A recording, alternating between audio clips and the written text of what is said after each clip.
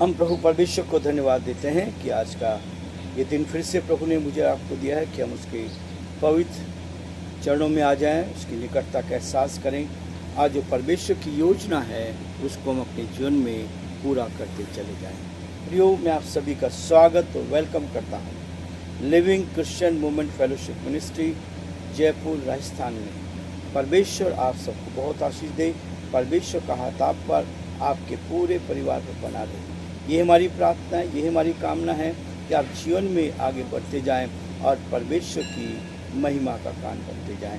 प्रियो, परमेश्वर हमें हर दिन नई सामर्थ, नई शक्ति, नया बल देता है ताकि हम परमेश्वर के साथ आगे बढ़कर प्रभु की महिमा करते चले जाएं।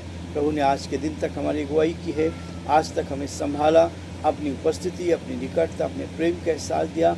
इसके लिए हम परमेश्वर पिता को धन्यवाद देते हैं। आज फिर से मैं लाखेरी बूंदी से आप लोगों के सामने हूँ। परमेश्वर आप सबको बहुत आशीष दे और प्रार्थना करें कि हम सुरक्षित अपने स्थान तक पहुंचकर परमेश्वर की महिमा करें और जहाँ जहाँ भी जाना है वहाँ परमेश्वर के संदेश को लेकर, परमेश्वर की महिमा को लेकर और एक दूसरे को प्रोत्साहन करते हम आगे बढ़ते चले जाएं और प्रभु के नाम को धन्य कहते चले जाएं। प्रियो, जैसे कि आप सभी को मालूम है कि इफिसियों उसके दूसरे अध्याय का अध्ययन कर रहे हैं और कल हमने इस बात को देखा था 7 पद कि परमेश्वर मुझे और आपको कैसे उस अनुग्रह के सिंहासन के पास लेकर चलता है ताकि हम उसके अनुग्रह के सिंहासन पर के साथ आगे बढ़ सकें। उसने हमें जिलाया, हमें बचाया और उस स्वर्गीय स्थानों में हमें अपने पास रखा। ये उद्देश्य है परमेश्वर का कि हम इस संसार में रहते हुए आनंदित जीवन जिए, इस संसार में रहते हुए उसके साथ अपने रिश्तों को बनाएं और परमेश्वर की महिमा कान करते जाएं। प्रियो, मैं आप सबको इस बात के लिए प्रोत्साहन करता हूं कि आप सब प्रभु के साथ आगे बढ़कर इस वचन को लें और परमेश्वर की महिमा का कान करते जाएं।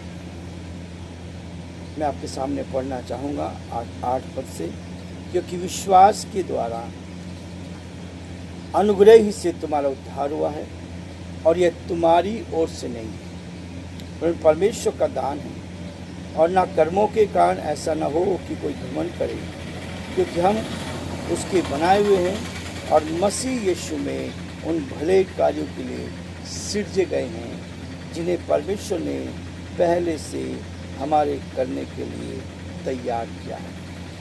उन भले कार्यों के लिए सृजे गए हैं।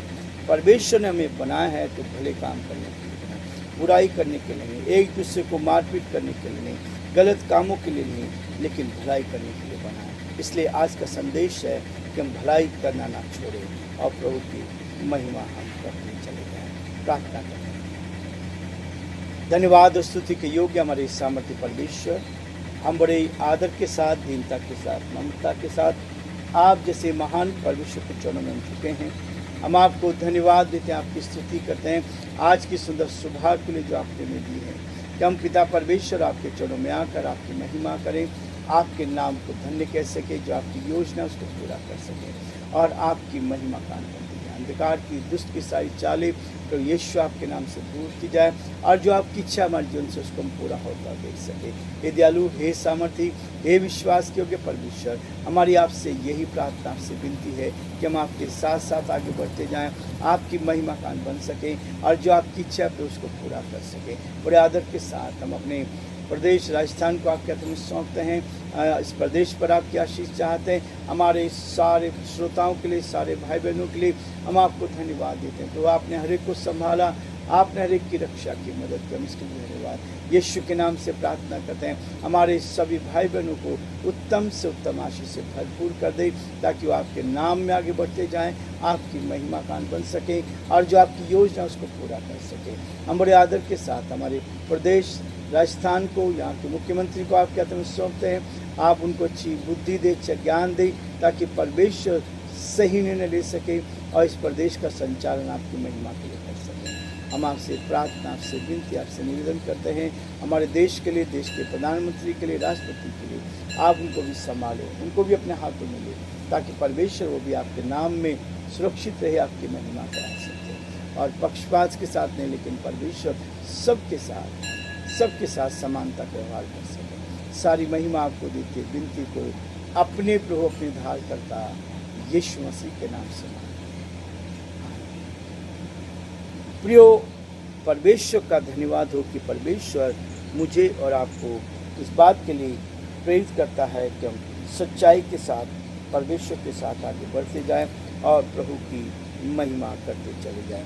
जो परमेश्वर की योजना है उसको अपने जीवन में हम पूरा करते चले जाएं। परमेश्वर चाहता है कि हम उसके साथ आगे बढ़कर परमेश्वर की महिमा करें और उन भले कामों के लिए जो परमेश्वर ने मेरे और आपके लिए बनाए हैं, उन भले कामों को अपने जीवन में हम पूरा करते चल जाएं। याकूब उसका 4 अध्याय उसके 17 पद में भी परमेश्वर का वचन यही कहता है।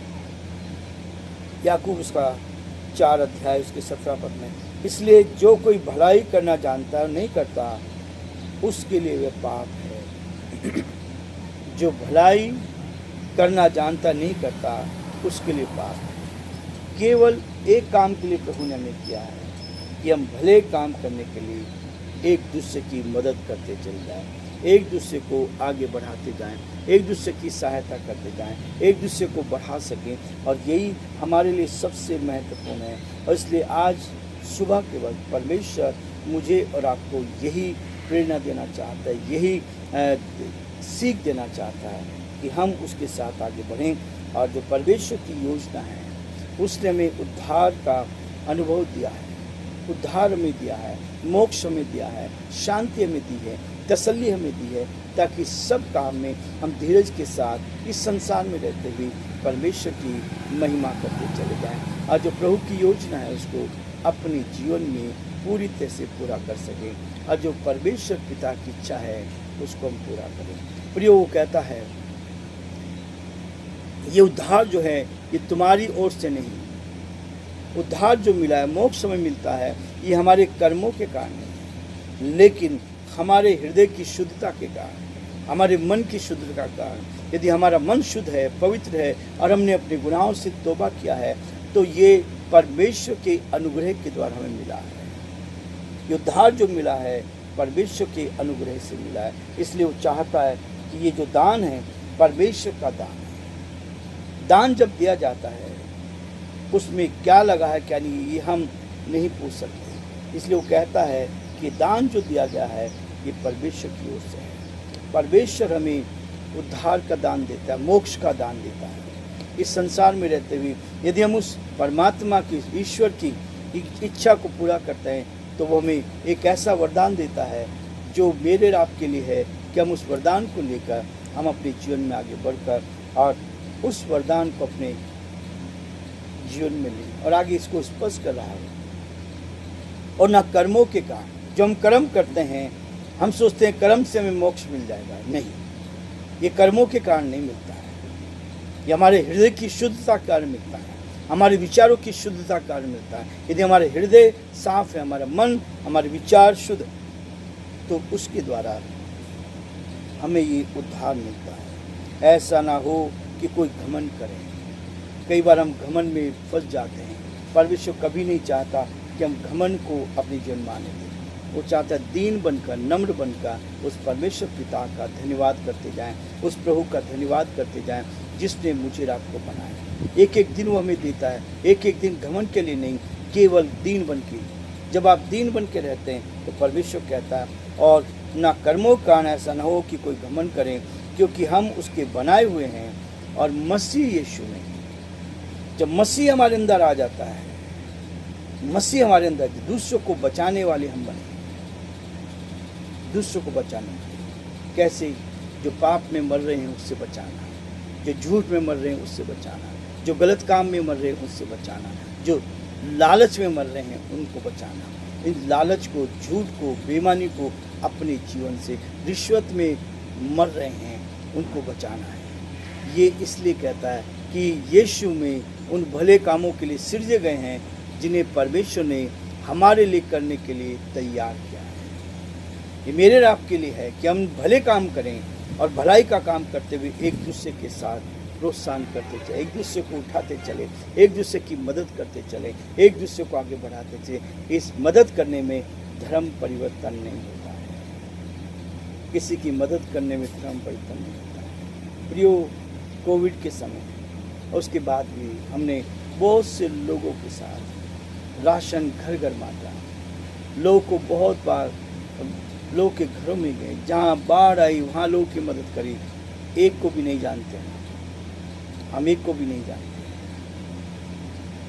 जिनका भला करना था भला करना चाहिए। हजारों लोगों की मदद करी लेकिन एक को भी नहीं कहा। ये होता है सच्ची सेवकाई जो लोगों के लिए की जाती है। और लोगों के लिए करी है तो यीशु मसीह ने कहा, तुम यदि मनुष्य के लिए करते हो तो मेरे लिए करते हो, मनुष्य को सताते हो तो मुझे सताते हो, यदि किसी की भलाई करते हो तो मेरे साथ भलाई करो। आज जब न्याय होगा तो कहेगा, मैं जेल खाने में था तुम मेरी सुधि लेने आए, मैं अस्पताल में था तुम मेरी सुधि लेने आए, जब मैं भूखा था तूने मुझे खाना खिलाया। अब तब लोग पूछेंगे कि प्रभु हमने कब तुझे अस्पताल में देखा, कब तुझे भूखा देखा, कब तुझे परेशानी में देखा।